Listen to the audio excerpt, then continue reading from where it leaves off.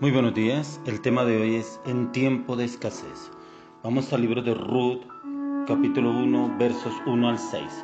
Dice, y aconteció en los días de que gobernaban los jueces, que hubo hambre en la tierra, y un varón de Belén de Judá fue a morar en los campos de Moab, él y su mujer, y 2 hijos suyos.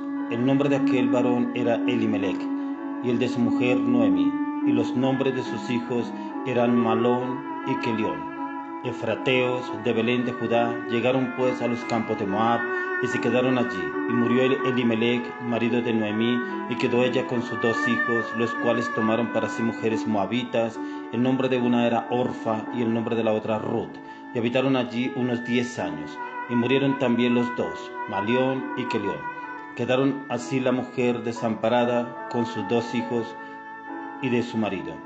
Entonces se levantó con sus nueras y regresó de los campos de Moab, porque oyó en el campo de Moab que Jehová había visitado a su pueblo para darles pan.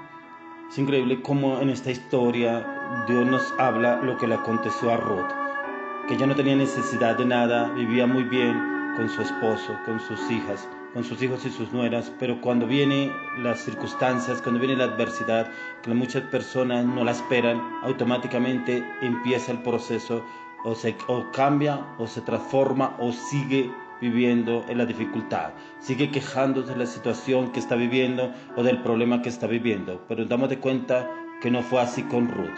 Es difícil encontrar en el texto bíblico que los escogidos de Dios pasen por procesos de dificultad, de crisis, y logre desarticular la mentalidad, la seguridad que tenían en tiempo de bonanza. En la bonanza y en la prosperidad cualquiera es cristiano, cualquiera tiene fe y cree en Dios, cualquiera dice Dios está conmigo en los momentos que tiene todo. Pero cuando llega la crisis, ahí se muestra quién es y qué clase de persona es, y en quién creemos o en quién confiamos, en dónde estábamos aferrados, en la prosperidad, en la abundancia, en la bonanza, o realmente estábamos confiando en Dios, que Él es el que trae la abundancia, la prosperidad y la bonanza.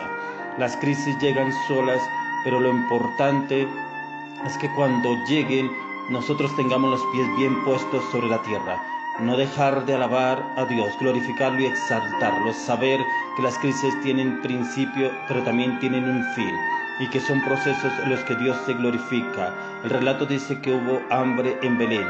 Belén significa la casa del pan, por lo que uno se pregunta, ¿cómo es posible que haya hambre en la casa del pan? ¿Cómo es posible que en la casa que se llama casa de prosperidad, casa de bendición, casa de Dios, haya escasez? ¿Cómo es posible que llegue ese tiempo y ese momento en el cual se supone que haya sobreabundancia? Pero cuando vienen las crisis, cuando vienen los problemas de falta de alimento, de falta de provisión, ahí es cuando realmente usted debe estar tomado de la mano de Dios, como fue el proceso que tuvo que pasar Ruth. ¿Cómo es posible que en las iglesias haya crisis? ¿Cómo es posible que en estos tiempos de pandemia haya crisis? ¿Qué pasa en Colombia? ¿Qué pasa en las naciones de la tierra? ¿Qué pasa en las ciudades? ¿Qué pasa en los pueblos? ¿Qué pasa en los hogares? ¿Qué pasa en las familias? ¿Qué es lo que está aconteciendo? Que con tanta riqueza material que se está pasando, se estaba viviendo, se esté pasando hambre en estos tiempos, pues nadie está excepto de problemas. Cuando nacemos, quedamos expuestos a la palabra. Dice que en el mundo tendremos aflicción. El cielo y la tierra pasarán, pero su palabra no pasará. Es porque usted debe confesar y declarar lo que dice la palabra.